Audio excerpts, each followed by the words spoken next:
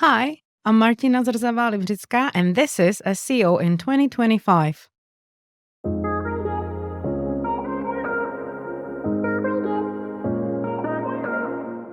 Martina, what's your number one SEO tip for 2025?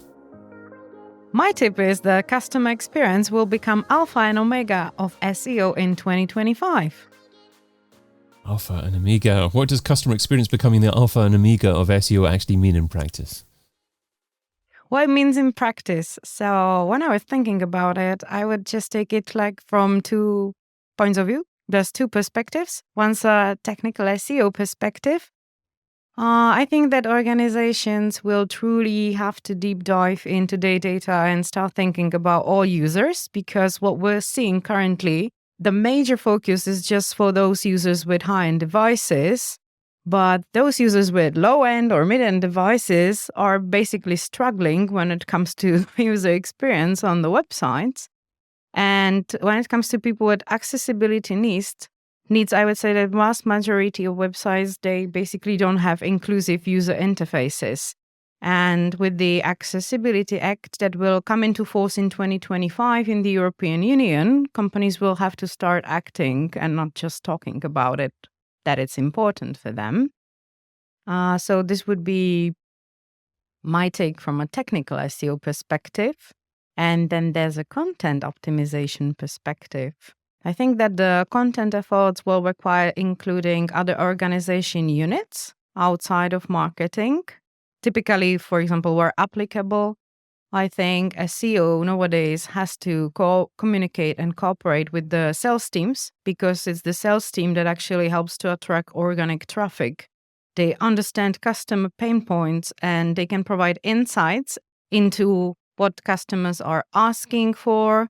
And this information may be a pretty well guide to the content creation of the relevant content creation that actually addresses all the concerns that potential prospects or potential customers might have.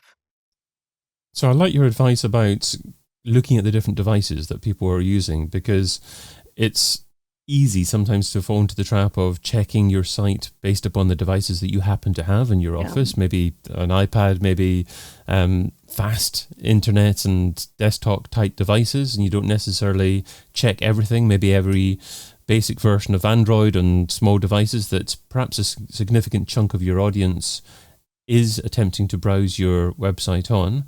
Does this depend on industry type though, this advice? Because you do find that a lot of maybe SaaS or B2B type businesses will have the vast majority of their audience on desktops. And maybe if you have a more consumer focused website, then that's not necessarily the case. I think it doesn't matter so much whether you get majority of your traffic on desktop, since it's the mobile first approach and it's been for years when it comes to Google. And Google is actually assessing your website just like a visitor from a mobile. And what I see and how it actually works in the reality is that when it comes to desktops, they're well optimized, and that's not the issue. But really, when it comes to mobile, there's a significant issue between, let's say, the latest iPhone and an iPhone that is, 8 years old.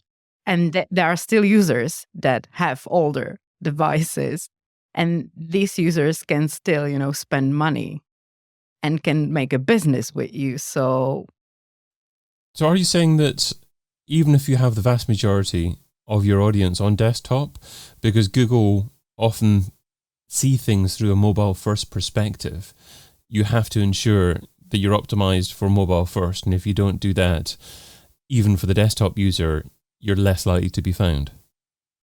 Yes. There we go. I love definitive answers. That's good, yeah. So what data should SEOs be looking to find out more about, to find out what their users are doing, to really create that wonderful experience and optimize for them? So when it comes to data, SEO has to ally with the UX and customer experience teams, or the teams that are responsible actually for conducting like the A/B tests and multivariate tests, because those are the departments that have most of the data. the UX department can even like speak with the people, because they can even like conduct like the real tests where they will invite like several people and give them a task, and these people will have to find certain types of content on the website. And if they will be lost after 1 or 2 steps, there's something wrong. If they will basically within these tests see on these older devices that it's not interacting, for example, or that it's just frozen, etc., they will know that this is actually happening like even to other users. Because what I'm seeing in the dev teams, when they're testing, they're really usually just testing on a high-end devices, but this doesn't reflect the real users. And if we do not take them into consideration when it comes to development, then it means that we're lacking the potential. So the metrics that we have to see is basically the heat maps, where people are actually bouncing. If it's happening more likely on the sites where that are intended to convert, no matter what conversion it is, it depends. We can also measure the clicks. We can see the maps also for clicks, for mouse overs, etc. And this is where we see it, because if we, for example, identify that on a certain pages, because for each page it also might be a little bit different, we see that there's an issue in a particular element, we can focus and we can fix it, and we can just improve it and make it better for everyone. But if the dev team says to you, look, we're doing our testing for this device or for these devices because that's where the majority of our users are, and we can't optimize for everything, how do you argue against that? How do you say to them, look, this is the financial value of what we're losing here because we're not optimizing for smaller devices? How do you attempt to make that argument? That's not about like, of course, you can't optimize for everything. And that's not even the goal, because that would be too expensive. Like, I would even say that's probably impossible. But that's a lot about even, let's say, like Core Web Vitals metrics, because they are related to the interactivity, etc., on mobile devices. And you can always find areas for improvement that the dev team will have to price it, because the goal is not to be in a top 1% or, in where you need it to be, because sometimes it's too expensive. But we need to find a way how we can still improve it, so it still has an impact and it still can generate more business. So this is what I usually tell them. It's not having everything 100% just like what Google standards are. We have to find a way how we can make it work for, and it's very specific in every organization. This is going to be different because it depends on the resources, the budgets. I mean, there are many different issues that could be occurring, but what are the most common issues that you tend to see that perhaps are the quickest fixes that can have the biggest initial impact? It really depends. It's very different on every website, because I also do a lot B2B. So when it comes to B2Bs, for example, they have a lot of different issues. When it comes, for example, to B2Bs, they often don't even have anyone who would be responsible for technical SEO and who would even, fix some technical SEO issues. So I'm usually the first and primary contact. And since they don't have dedicated development teams for that, and it's usually someone who is outsourced, which costs them usually a lot more money, I really have to think of like, okay, so what is that going to mean in terms of business and how much will it cost them? When it comes to e-commerce, that's my own experience.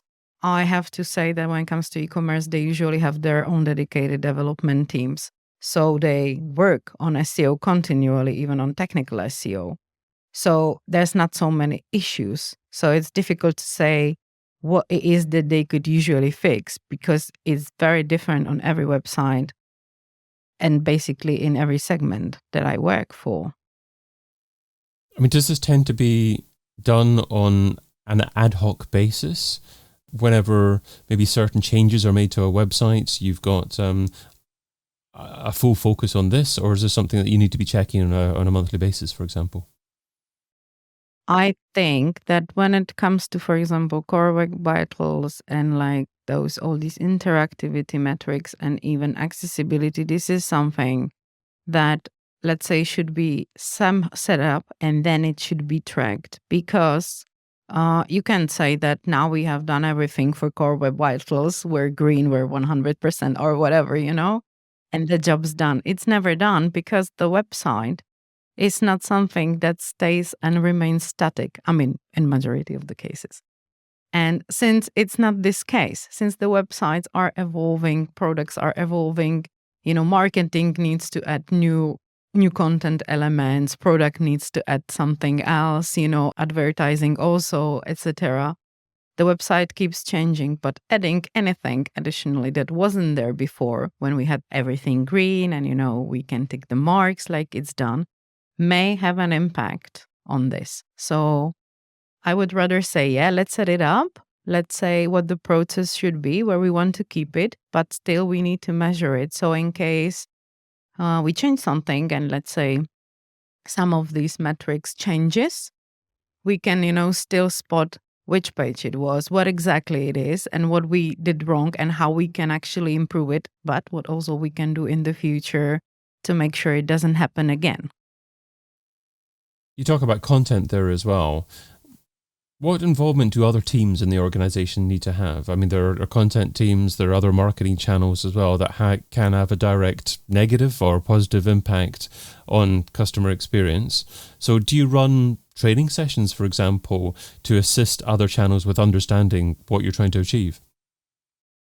Yes, for me, this is important because for me, SEO is not just playing in my own sandbox. It's really about mutual cooperation. So, like I said, I usually cooperate with sales teams. I cooperate with social media teams. I cooperate also with advertising teams and customer service teams, because all of these people have something to say and all of these people have different experience with the client. When it comes to SEO, you have the only experience that provides some tools, but you don't really client face. You don't face the users. You don't know their interactions. You don't know their questions. You don't know what they're talking about, positively or negatively. And these are the departments can actually help you to tweak the content and meet the user search intents in all possible ways. And how do you generally know that the tweaking of the content, the structure, various aspects of SEO has had a positive impact? Are there metrics that you go to initially to demonstrate that? Yes, you have to measure it. There's always a bit different metrics depending on from which team this is coming from. So, for example, if you're cooperating with the social media teams, there's always an increase, for example, in a branded traffic. We can see a boost in interactions on social media, which usually leads not just to organic traffic, but often if there's more organic traffic and we tweak the content around it, we can see also a spike when it comes to rankings for certain search terms, because we're identifying trends and we can spot insights and sentiments thanks to that. We get a lot more clicks, organic clicks, even directly from social media. When it comes to, for example, customer service and customer sales teams, we may see some spikes when it comes to local SEO initiatives. We can see that more people are searching for us. This applies especially on the businesses that also have offices or locations where users can go in person, of course. Not so much when they're only online. If an SEO is struggling for time, what should they stop doing right now so they can spend more time doing what you suggest in 2025? That's a very difficult question because, it always depends on what the SEO specialist is working on. So sometimes what for one is a burden may be a benefit for another one. But what I would rather suggest doing, if an SEO feels overwhelmed or if SEO feels insecure about what is right and what is wrong and what they should stop doing and they cannot make a decision, I would just suggest them to find a mentor, someone, because, 4 eyes just see more than 2 eyes. And sometimes it's much easier to get this advice from a person that is not so much impacted by the project that SEO is working on. Especially when you're not that senior, it might be very difficult to simply, reset priorities and really know what makes more sense from a long-term perspective and what's generating like better business. So this is what I would suggest to everyone. If you cannot decide what to stop doing, just ask someone else for help. I mean, I also do it. Martina Zrzavá Libřická is an international SEO consultant and strategist, and you can find her over at martyseo.cz. Martina, thanks so much for being part of SEO in 2025. Thank you, David. I've been your host, David Bain. Get your copy of SEO in 2025, the book, over at SEOin2025.com.